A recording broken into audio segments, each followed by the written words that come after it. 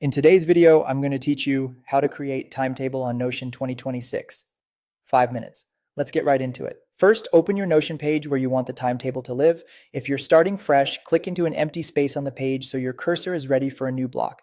For the quickest setup, type Maj table and choose the first table option that appears. This inserts a simple inline table, perfect for a clean timetable without extra features. Click directly into any cell to start adding your content. A helpful approach is to use the top row for days of the week and the first column for time blocks or periods. Fill in the cells with classes, meetings, or tasks. If you need more space, you can adjust the table by clicking and dragging the borders to add or remove columns and rows, and you can also drag to resize columns for better readability. To move quickly across your timetable, press the Tab key to jump horizontally from one cell to the next. This makes it easy to populate a whole row without touching your mouse.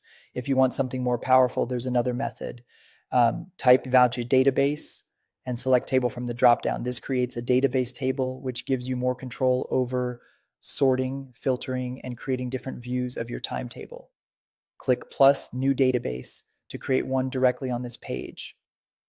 If you already have a master database of events or classes elsewhere, you can select that instead to create a linked view, letting you reuse existing data in a timetable layout. Once your database is created, give it a clear name so it's easy to find later, then start adding your data. Think of each row as an entry in your schedule and use columns for details that matter to you, like day, time, and location. You can keep it simple at first and refine as you go. The beauty of Notion is that you can start lightweight and build structure over time. To recap, use the inline table for a fast, minimal timetable you can type into immediately, and use the database table when you want more flexibility and reuse across pages.